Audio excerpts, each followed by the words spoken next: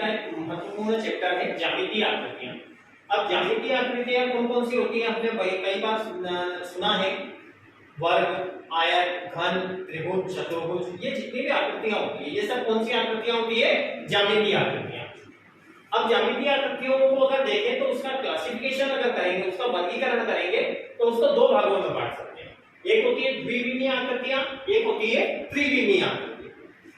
अब द्विविमीय आकृतियों और त्रिविमीय आकृतियों में क्या अंतर होता है कि द्विविमीय आकृतियों को हम कभी भी हाथ में उठा करके नहीं देख सकते।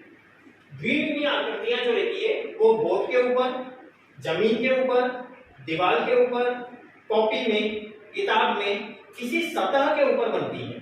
तो वो सतह पे बनने वाली आकृतियों को बोलते हैं द्विविमीय आकृतियां। परिभाषा से भी क्लियर है, यदि हम त्रिभुज की परिभाषा बोलेंगे तो त्रिभुज की परिभाषा क्या होती है, किसी समतल में, क्या शब्द बोल रहे हैं अपन, किसी समतल में। समतल का मतलब क्या, कॉपी, किताब, दीवार, बोर्ड, जमीन, ठीक है, इन सब के ऊपर जो आकृति बनती है किसी समतल में है, किसी सतह पर, तो उस आकृतियों को बोलते हैं किसी समतल में तीन भुजाओं से घिरी बंद आकृति को त्रिभुज कहते हैं। चतुर्भुज की डेफिनेशन बोलेंगे तो क्या बोलेंगे, किसी समतल में चार भुजाओं से घिरी बंद आकृति को चतुर्भुज बोलते हैं। इसी प्रकार से अगर वृत्त की परिभाषा हम बोलेंगे तो क्या बोलेंगे, किसी समतल में किसी एक निश्चित बिंदु से समदूरस्थ बिंदुओं के समूह को हम क्या बोलते हैं, वृत्त बोलते हैं। तो इस प्रकार से अगर इसकी बात करें तो जितनी भी डेफिनेशन होती है द्विविमीय आकृतियों में, द्विविमीय आकृतियों की डेफिनेशन में एक समतल शब्द जरूर आता है। समतल का मतलब क्या कि हम इसको कॉपी में बना सकते हैं, किताब में बना सकते हैं, बोर्ड पर बना सकते हैं, हम इसे दीवार पर बना सकते हैं, जमीन पे चौक से बना सकते हैं, लेकिन हम इसको उठा नहीं सकते। मैं इस त्रिभुज को अगर ऐसा उठाने की कोशिश करूंगा तो मैं इसे नहीं उठा सकता, यानी इसका कोई भौतिक अस्तित्व नहीं है, हम इसको हाथ में नहीं उठा सकते। त्रिविमीय आकृतियां, अब त्रिविमीय आकृतियां क्या होती है, त्रिविमीय आकृतियां ऐसी आकृतियां होती है जिसको हम हाथ में उठा सकते हैं, जिसका आकार होता है, जिसका आयतन होता है और उसको हम हाथ में उठा सकते हैं। जैसे सबसे पहला हमने लिया है घन। अब घन क्या होता है, आपने देखा होगा घर के अंदर हम जब सांप सीढ़ी खेलते हैं तो पासा एक फेंकते हैं, ठीक है, महाभारत में आपने देखा होगा ना, शकुनी मामा पासा फेंकते थे। तो ऐसे घर पे हम लूडो खेलते हैं, लूडो खेलने के साथ हम सांप सीढ़ी खेलते हैं तो उसके अंदर एक पासा रहता है, उस पासे को हम फेंकते हैं। वो पासा किसके आकार का रहता है, घन के आकार, किसके आकार का रहता है, घन के आकार, ठीक है। तो ये जो आकृति रहती है इसको बोलते हैं घन। घन की एक विशेषता होती है घन की लंबाई, घन की चौड़ाई और घन की ऊंचाई, ये तीनों कैसी होती है, बराबर होती है, ठीक है। तो जैसे अगर हम देखें तो यहाँ पर हमने जो एक टीएलएम बना रखा है, इसके अंदर घन वाली आकृति कौन सी है, ये वाली। देखिए आप इसकी लंबाई, चौड़ाई, ऊंचाई ये सब बराबर है ना, तो ये आकृति कौन सी हो गई, घन, ठीक है। अब इसके बाद सेकेंड आकृति है घनाभ।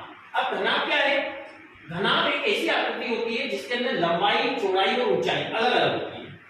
ऐसी आकृति जिसके अंदर लंबाई, चौड़ाई, ऊंचाई अलग अलग होती है, इसको क्या बोलते हैं हम, घनाभ। अब घनाभ से संबंधित बहुत सारी आकृतियां हम अपने आसपास देखते हैं। जैसे हमारा ये जो कमरा है वो कमरा किसके आकार का होता है, घनाभ के आकार का होता है। माचिस का डिब्बा जो रहती है, माचिस की डिब्बी, वो किस आकार की होती है, घनाभ के आकार की। आपका इरेजर जो होता है रबर, वो किसके आकार का होता है, घनाभ के आकार का। कंपास आपका जो होता है वो ऑलमोस्ट किस प्रकार का होता है, घनाभ के आकार का। इसके अलावा पुराने समय में आपके घरों में जो पत्रे की पेटियां होती थी, वो पत्रे की पेटियां किसके आकार की होती थी, घनाभ के आकार की। आपके टीवी का बॉक्स है, आपके कूलर का बॉक्स है, उसके अलावा आपका मोबाइल है, ये जितनी प्रकार की चीजें हैं वो सब किस आकार की होती है, घनाभ के आकार की। आपका ये जो मिटाने वाला डस्टर होता है, आपका ये जो डस्टर है, ये डस्टर भी किसके आकार का होता है, घनाभ के आकार का। क्यों होता है, क्योंकि इसके अंदर क्या है, तीनों अलग अलग विमाएं हैं, लंबाई, चौड़ाई और ऊंचाई, ठीक है। तो लंबाई, चौड़ाई, ऊंचाई तीन चीजें हैं इसके अंदर। तो ये आकृति किसके आकार की होती है, घनाभ के आकार की। जैसे हमारे इसमें यहाँ पर दिखा रखा है, ये घनाभ है। इस घनाभ को यदि आप देखें, लंबाई अलग है, चौड़ाई अलग है और इसकी ऊंचाई अलग है, ठीक है। तो इस प्रकार की आकृति को आप क्या बोलेंगे, घनाभ। तो ये घनाभ होता है। घनाभ के बाद एक चीज होती है शंकु। अब शंकु को इंग्लिश में क्या बोलते हैं, कोण। क्या बोलते हैं, कोण। अब कोण शब्दों से आपको ध्यान आया होगा, एक आइसक्रीम खाते हो आप, कौन सी वाली, कोण वाली आइसक्रीम, है ना। तो कोण जो रहता है वो कोण किस आकार का रहता है, शंकु के आकार का, ठीक है। शंकु को ही हम इंग्लिश में क्या बोलते हैं, कोण। अच्छा, ये शंकु के आकार की और कौन कौन सी चीजें आपने देखी है? एक बर्थडे के अंदर भी यूज करते हो आप, हाँ, बर्थडे के अंदर जो टोपी रहती है वो किसके आकार की होती है? शंकु के आकार की। उसके अलावा आपने पुलिस के और सेना के टेंट लगे हुए देखे होंगे, तंबू जो लगते हैं, वो तंबू किसके आकार के लगते हैं? शंकु के आकार के। बीच में से ऊंचा होता है और चारों तरफ कैसा रहता है? फैला हुआ रहता है, ठीक है। तो इस प्रकार की आकृति को अपन क्या बोलते हैं? शंकु। अब शंकु की एक विशेषता होती है कि इसका शीर्ष जो रहता है वो क्या होता है? नुकीला होता है, और नीचे का भाग इसका जो रहता है वो कैसा होता है? वृत्ताकार होता है। कैसा होता है? वृत्ताकार। तो इस प्रकार की आकृति को हम शंकु बोलते हैं। शंकु के बाद आए हम बेलन के ऊपर। तो बेलन जो है वो बेलनाकार आकृति कैसी होती है? बेलनाकार आकृति जैसे आपका ये पेन है, जैसे आपके घर में कांच का जो सीधा गिलास रहता है वो, उसके अलावा आपके घर में सामान भरने के जो स्टील के डिब्बे होते हैं, वो स्टील के डिब्बे अधिकांशतः कैसे होते हैं? बेलनाकार होते हैं। उसके अलावा यदि हम देखें तो छत के ऊपर जो पानी की टंकियां रखी होती है वो बेलनाकार आकृति की होती है। तो इस प्रकार की आकृति को हम बेलन कहते हैं। बेलन की विशेषता क्या होती है? अगर बेलन को हम देखें, देखिए इस पेन को हम देखें तो इसका आधार जो रहता है वो कैसा रहता है? वृत्ताकार होता है। आधार कैसा होता है? वृत्ताकार। एक चीज ध्यान रखना, इसको हम वृत्त नहीं बोलेंगे, वृत्ताकार। मैंने आपको क्या बताया? वृत्त को हम हाथ में नहीं उठा सकते, वृत्त को क्या नहीं कर सकते? हाथ में नहीं उठा सकते। ये कौन सी आकृति है? द्विविमीय आकृति। लेकिन वृत्ताकार अगर कोई चीज है तो उसको हम हाथ में उठा सकते हैं। तो ये जो है इसका आधार बेलन का कैसा होता है? वृत्ताकार। आधार भी और ऊपर का शीर्ष भी, ठीक है। जैसे हम इसके अंदर देखें तो इस टीएनएम के अंदर ये बेलन बता रखा है।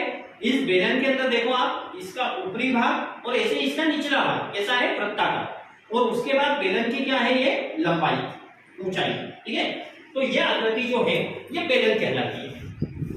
अब इसके अंदर देखें तो बेलन के अंदर दो चीजें होती है, क्योंकि इसका ऊपर का भाग और नीचे का भाग दोनों वृत्ताकार है, इसलिए इसके अंदर त्रिज्या होती है। और इसके अंदर ऊपर से नीचे तक ये क्या होती है? बेलन की ऊंचाई। इसको अपन ने कैसे प्रदर्शित किया है? h से। उसके बाद बात करें गोले की, तो गोलाकार आकृतियां आपको कौन कौन सी ध्यान आ रही है? बता सकते हैं आप कौन कौन सी गोलाकृतियां होती है? बताइए आप। नहीं, बॉल जो रहती है खोखली रहती है अंदर से। कौन सी बॉल बोलेंगे हम? लेदर की बॉल। कौन सी बॉल? लेदर की। ठोस रहती है। और बताइए और क्या क्या रहेगा? नहीं, ढक्कन नहीं, ढक्कन गोला नहीं रहता है, वृत्ताकार रहता है, खाली भी नहीं। नहीं, गोला का मतलब ठोस। गोला जो रहता है आपका लड्डू, अंटियां, कंचे, ठीक है। उसके बाद आपने छर्रे देखे होंगे, साइकिल के अंदर, गाड़ी के अंदर छर्रे होते हैं। वो छर्रे कैसे होते हैं? ठोस होते हैं। छर्रे से बड़ा अंटियां, अंटियों से बड़ा लेदर की बॉल, गुलाब जामुन हुआ। उसके बाद अपन और आगे चले तो जैसे जामफल की बात कर सकते हैं, अगर वो ऐसा अगर देखें तो गोल भी रहते हैं, मतलब, ठीक है। तो ये फिर उसके अलावा सबसे बड़े आकार में अगर बात करें तो हमारी पृथ्वी जो है वो पृथ्वी भी एक प्रकार का क्या है? गोला है। तो गोला मतलब ऐसी आकृति, ठोस आकृति जो कि वृत्ताकार हो। वृत्ताकार ठोस आकृति को हम क्या बोलेंगे? गोला। अब अर्धगोला क्या होता है? तो अर्धगोलाकार आकृतियां अगर आपने देखा हो ऑफिसों के अंदर कागज को उड़ने से बचाने के लिए एक पेपर वेट रहता है। पेपर वेट कांच का एक वो गोला रहता है, अर्धगोला, है ना, ऑफिस में रहता है। तो वो अर्धगोला जो रहता है तो पेपर वेट वो अर्धगोला रहता है। उसके अलावा आपके घर में जितनी भी कटोरियां होती है, कटोरियां क्या होती है? अर्धगोले के आकार की होती है। अगर एक कटोरी के ऊपर दूसरी कटोरी को रख दें तो कैसी बन जाएगी? गोलाकार बन जाएगी ना। तो कटोरी जो रहती है वो कैसी रहती है? लगभग अर्धगोलाकार। फिर उसके अलावा अर्धगोले का एग्जांपल, आपने ये लड्डू को बीच में से बराबर दो भागों में तोड़ दिया, आपने यदि जामफल को बीच में से काट दिया, आपने यदि गोल टमाटर है उसको बीच में से काट दिया, आपने यदि नींबू है गोल, है ना, उस नींबू को बीच में से काटा, तो वो बीच में से कटा हुआ आधा भाग जो रहेगा वो आधा भाग क्या कहलाएगा? अर्धगोला। यानी गोले को अगर दो भागों में काट देते हैं अपन तो वो गोले से का आधा भाग जो रहता है वो क्या कहलाएगा? अर्धगोला। अब अर्धगोले का भी ऊपरी भाग कैसा रहता है? वृत्ताकार रहता है, इसलिए इसके अंदर त्रिज्या होती है। गोले में भी क्योंकि वो वृत्ताकार है इसलिए उसके अंदर क्या होती है? त्रिज्या होती है।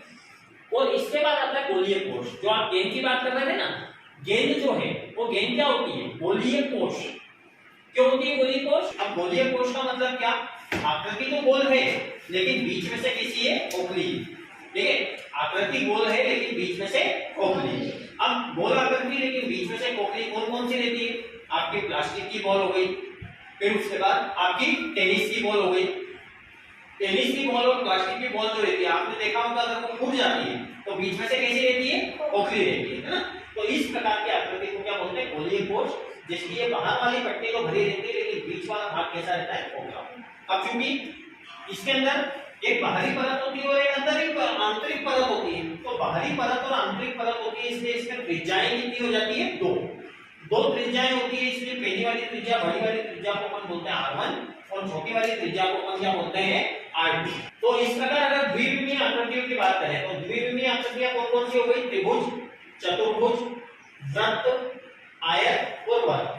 हमने इनकी सबकी विशेषताएं पढ़ी। इसके लिए समतल का होना जरूरी है। किसी समतल में 3 भुजाओं से घिरी आकृति को त्रिभुज बोलेंगे, किसी समतल में 4 भुजाओं से घिरी आकृति को चतुर्भुज बोलेंगे, किसी समतल में किसी केंद्र से समदूरस्थ बिंदुओं के समूह को हम क्या बोलेंगे, वृत्त, किसी समतल में 4 भुजाओं से घिरी बंद आकृति जिसका प्रत्येक कोण समकोण हो और आमने सामने की भुजाएं बराबर हो, उसको हम क्या बोलेंगे, आयत, और किसी समतल में 4 भुजाओं से घिरी आकृति जिसकी चारों भुजाएं बराबर हो और प्रत्येक कोण कितने डिग्री हो, 90 डिग्री, तो इसको हम क्या बोलेंगे, वर्ग। तो ये हो गई द्विविमीय आकृतियां। और त्रिविमीय आकृतियां कौन कौन सी हुई, जैसे घन, घनाभ, शंकु, बेलन, गोला, अर्धगोला और गोलीय कोश। ठीक है, तो इसी चीजों को हमने यहाँ पर भी शो करा है। आप इसके अंदर देख सकते हैं हमारे पास ये जो आकृति है ये बेलनाकार आकृति है। बेलनाकार आकृति के बाद ये जो है ये हमारे पास क्या है, घन है। इस घन के बाद ये जो आकृति है ये हमारे पास घनाभ है। इस घनाभ के बाद अगर इसको देखें तो हम ये शंकु है। इसके अलावा कुछ और चीजों को भी हमने यहाँ पर दर्शाया है, जैसे ये त्रिकोणीय प्रिज्म है, फिर उसके बाद ये त्रिकोणीय पिरामिड है और ये वर्ग पिरामिड। इसका आधार जो है कैसा है, वर्गाकार है, इसलिए इसको क्या बोलेंगे हम, वर्ग पिरामिड। इसके साथ साथ इसके अंदर 2 आकृतियां और दर्शाई है। ये द्विविमीय आकृतियां क्या है, वृत्त, और ये अंडाकार आकृति जो है इसको बोलते हैं परवलयाकार या अंडाकार आकृति। तो इस प्रकार ये विभिन्न प्रकार की ज्यामितीय आकृतियां द्विविमीय और त्रिविमीय के बारे में हमने यहाँ पर अध्ययन किया। जिन आकृतियों के बारे में हमने अभी पढ़ा उसके संबंधित ये TLM को हम पास से देख रहे हैं। ये बेलनाकार आकृति है, देखिए ये इस प्रकार से एक बेलन है। उसके बाद ये आकृति घन है जिसकी लंबाई, चौड़ाई, ऊंचाई, ये आप अगर देखें लंबाई, ये चौड़ाई और ये ऊंचाई, ये सभी चीज़ें इसकी बराबर है। उसके अलावा ये वृत्त है, अंडाकार आकृति। ये घनाभ जैसे आपको बताया है, जो हमारा कमरा होता है, डस्टर होता है, कंपास, रबर, ये सब चीज़ें घनाभ के आकार की, यानी लंबाई, चौड़ाई, ऊंचाई, ये तीनों इसकी अलग अलग होती है, ये घनाभ होती है आकृति। इसके बाद ये शंकुआकार आकृति, शंकु जैसी आकृति, ये जोकर की टोपी, बर्डे की केप जो रहती है वो इस प्रकार की रहती है, इसको हम देख सकते हैं। इसके बाद त्रिकोणीय प्रिज्म इस प्रकार की होती है, त्रिकोणीय पिरामिड ये इस प्रकार का होता है, और वर्ग पिरामिड का मतलब इसका जो आधार होता है वो कैसा होता है, वर्गाकार, यानी इसके आधार की लंबाई और चौड़ाई दोनों बराबर होती है। तो इस प्रकार इस TLM के माध्यम से हमने विभिन्न प्रकार की ज्यामितीय आकृतियों को पढ़ा और समझा।